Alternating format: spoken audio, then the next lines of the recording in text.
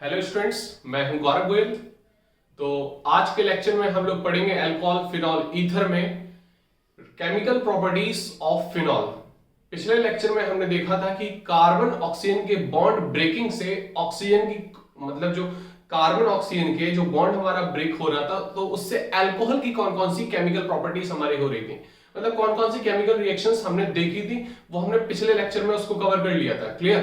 तो आज के लेक्चर में हम कवर करेंगे कि केमिकल प्रॉपर्टीज ऑफ फिनॉल में हम कौन कौन सी रिएक्शन देखेंगे, मतलब अपने सिलेबस में जो भी फिनॉल के साथ अदर रिएक्टेंट के साथ अदर रिएजेंट के साथ जो भी हम रिएक्शन करा रहे हैं वो आज के लेक्चर में हम कवर करेंगे।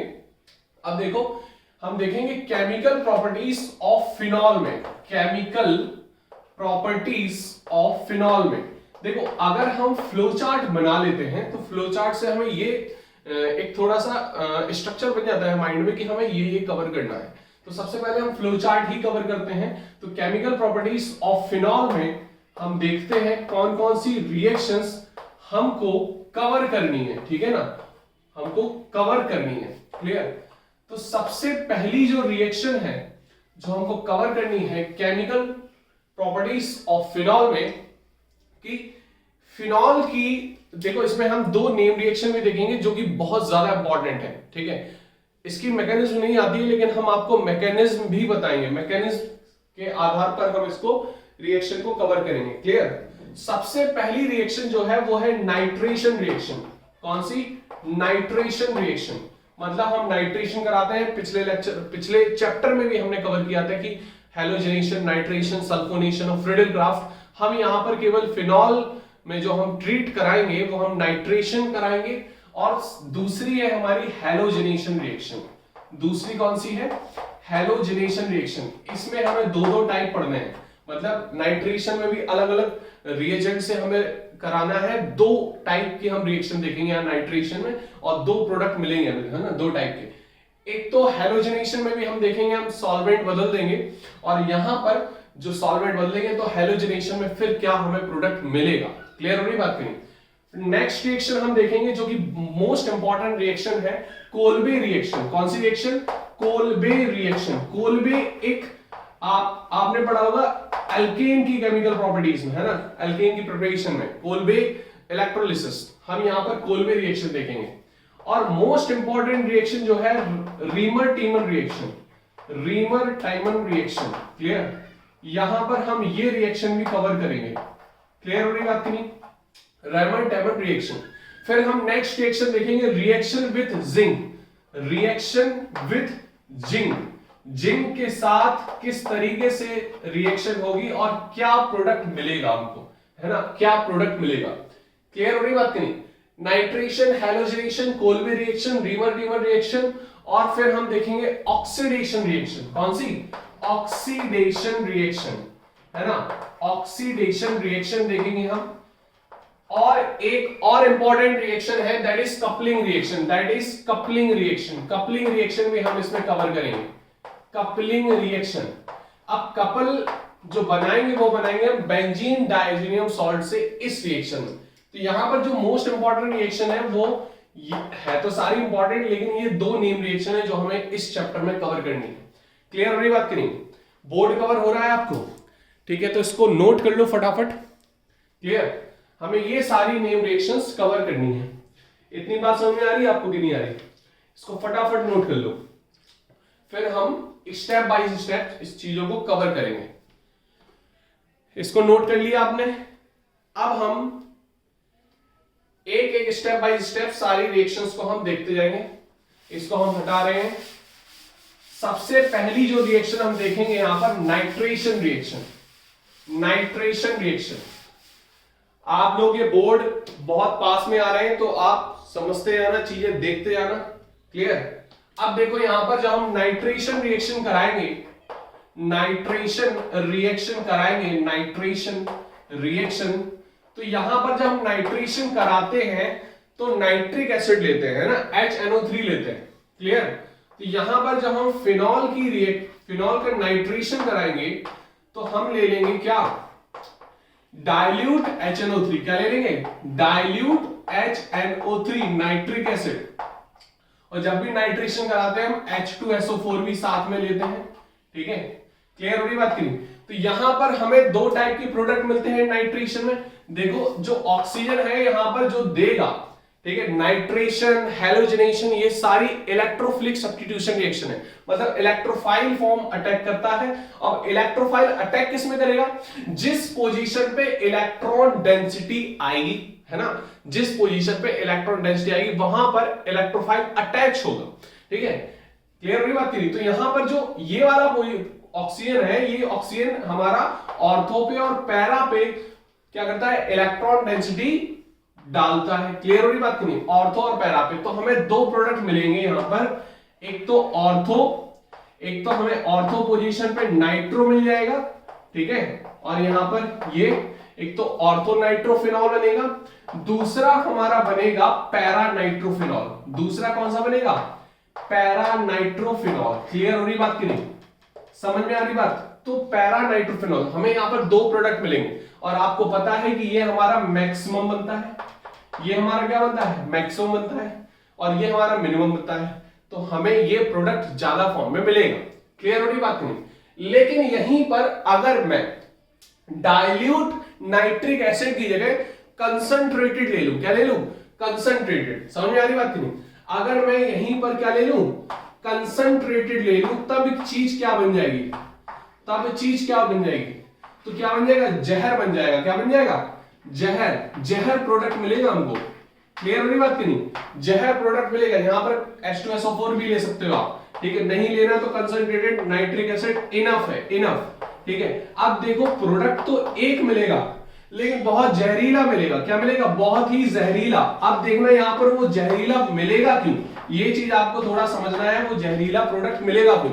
अब इधर देखो एक चीज, ये जो नाइट्रो है ना, नाइट्रो इलेक्ट्रॉन डेंसिटी को खींचता है। नाइट्रो जो ये नाइट्रो ग्रुप है वो इलेक्ट्रॉन डेंसिटी को खींचता है। जब ऑक्सीजन की इलेक्ट्रॉन डेंसिटी और ज्यादा खींचेगी तो H+ और ज्यादा निकलेगा, H+ फटाक से निकलेगा। जब H+ ज्यादा निकलेगा मतलब नंबर ऑफ H+ ज्यादा निकलेंगे और जल्दी मिलेंगे तो वो और ज्यादा एसिडिक हो जाता है ना।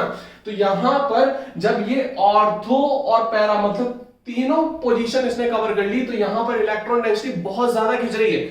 मतलब हाइड्रोजन जिस मतलब से ऑक्सीजन से जुड़ा है, ऑक्सीजन से जुड़ा है हाइड्रोजन, वो मतलब खत्म हो जाएगा। जहां मतलब खत्म हो जाता है लोगों का, वो निकल जाते हैं। क्लियर हो रही बात कि नहीं? जहां पर मतलब खत्म वहां पर निकल जाते हैं। तो मतलब से ही चीजें जुड़ी हुई होती हैं, जहां मतलब खत्म वहां निकल गए। क्लियर? तो जब ये इलेक्ट्रॉन डेंसिटी खत्म ऑक्सीजन के पास, डेफिशिएंसी हुई इलेक्ट्रॉन डेंसिटी के H+ फरार, और ये बन जाता है पिक्रिक एसिड। क्या बन जाता है? इसका नाम क्या है?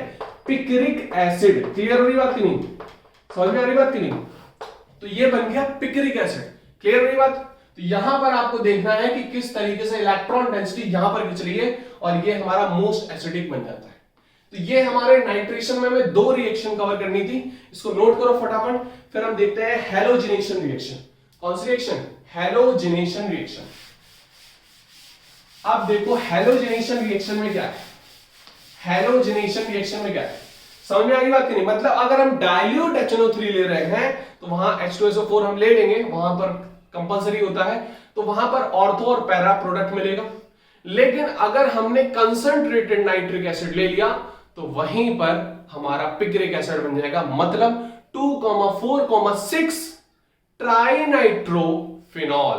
इसका IUPAC नेम आप लिखना आता होगा, आपको सीख चुके होगे, आप 12th में आ गए हो आप लोग, ठीक है, तो आप लोग ये देख लोगे। नेक्स्ट रिएक्शन हमारी हैलोजिनेशन रिएक्शन। नेक्स्ट रिएक्शन क्या है? Halogenation reaction. हैलोजिनेशन रिएक्शन में क्या देखना है हमको? मतलब हैलोजन एज अ इलेक्ट्रोफाइल जुड़ेगा, हैलोजन एज अ इलेक्ट्रोफाइल जुड़ेगा क्योंकि इलेक्ट्रोफिलिक सब्स्टिट्यूशन रिएक्शन है ये। अब यहां पर सब्स्टिट्यूशन समझ गए ना, सिंगल बॉन्ड का ब्रेक, मतलब डबल बॉन्ड में नहीं टूटेगा। अब यहां पर हम फिनॉल की बात करें तो यहां पर ये उल्टे सुल्टे प्रोडक्ट मत बना देना कि OH हट गया और क्लोरीन जुड़ गया, क्योंकि यहां पर डबल बॉन्ड कैरेक्टर आ जाता है। ये लोन पेयर है ऑक्सीजन के, ये रेजोनेंस में पार्टिसिपेट जब करेंगे तो डबल बॉन्ड कैरेक्टर होगा, ये नहीं टूटेगा। It is not substitution reaction. Clear, it is not purely substitution reaction, और इसके लिए बहुत ज्यादा टेम्परेचर प्रेशर कंडीशंस बहुत हार्श हो जाती है यहां पर, तो यहां पर ये कंडीशन नहीं बनेगी। अब यहां पर सॉल्वेंट लोगे आप, ठीक है, आप कुछ भी करा रहे हो, ठीक है, आप कुछ भी करा रहे हो हैलोजिनेशन में, तो आप यहां पर सॉल्वेंट जो लोगे वो क्या लोगे, कार्बन डाइसल्फाइड। क्या लोगे, कार्बन डाइसल्फाइड। इतनी बात आपको समझ में आ रही कि नहीं आ रही, बोलो। तो हमने यहां पर क्या करा दी, ब्रोमिनेशन करा दी। क्या करा दी, ब्रोमिनेशन करा दी कार्बन डाइसल्फाइड के प्रेजेंस में, ठीक है। कार्बन डाइसल्फाइड क्या है, एज अ, बोलो, एज अ सॉल्वेंट है।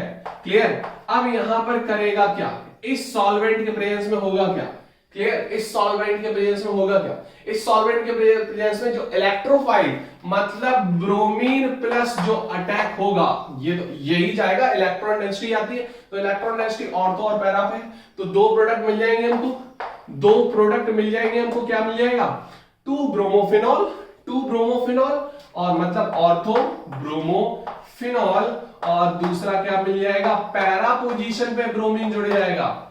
क्लियर हो रही बात की नहीं, ब्रोमीन यहां भी जोड़ सकते हो, दोनों ऑर्थो पोजीशन पे, 2 ऑर्थो होती है, 2 मेटा 1 पैरा, ठीक है। तो यहां पर हमें ऑर्थो और पैरा प्रोडक्ट मिल जाएगा, ये मैक्स मिलता है, आपको पता है, तो नोट कर लेना। क्लियर। अब हमने सॉल्वेंट बदल दिया, हमने सॉल्वेंट ले लिया वाटर, मतलब हमने रिएक्शन कराई ब्रोमीन वाटर से, किससे, ब्रोमीन वाटर से रिएक्शन करा दी इसकी।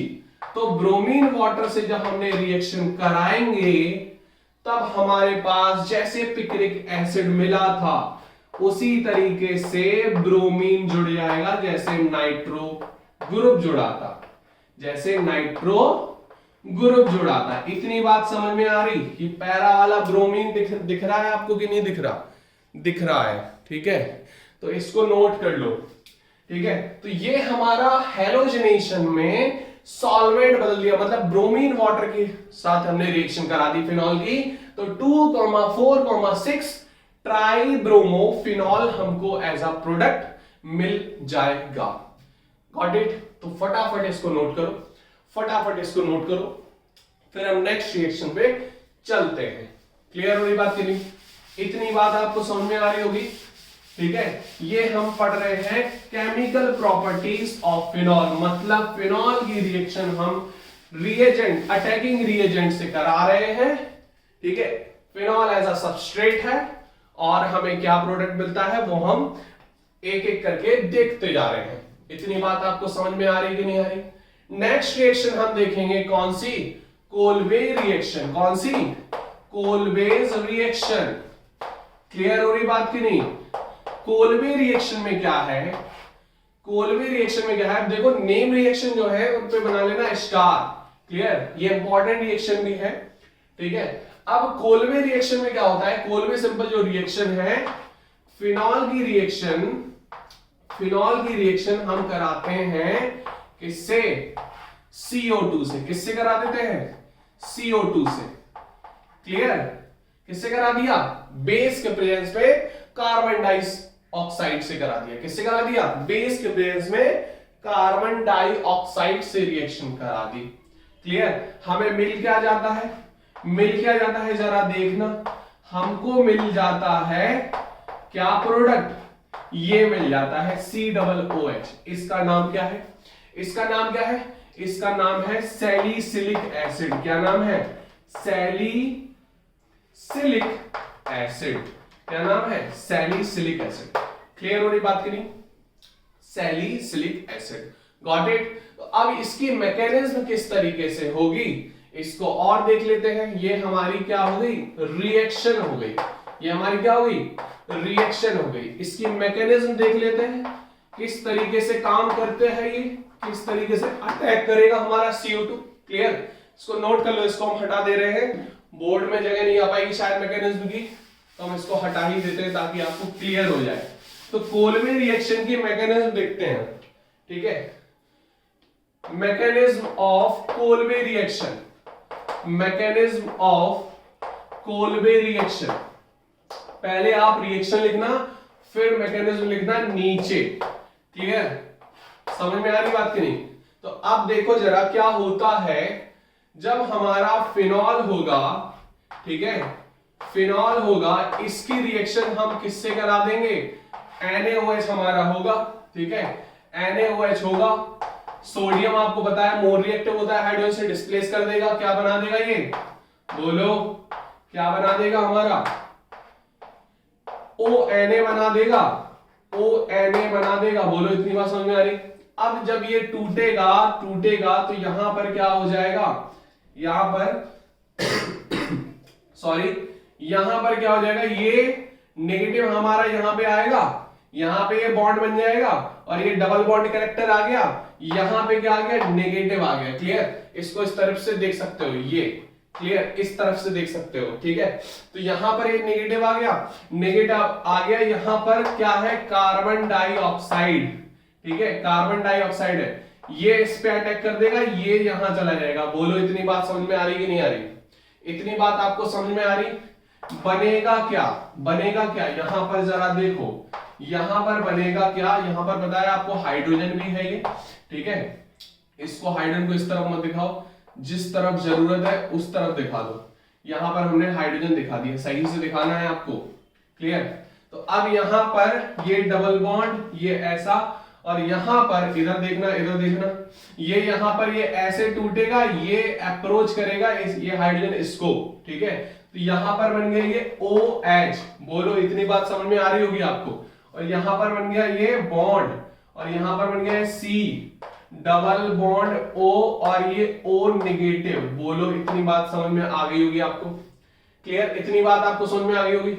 अब यहां पर देखो होता क्या है, होता क्या है, ये कवर हो रहा आपको, ये कवर हो रहा आपको, ठीक है, कवर हो रहा है आपको।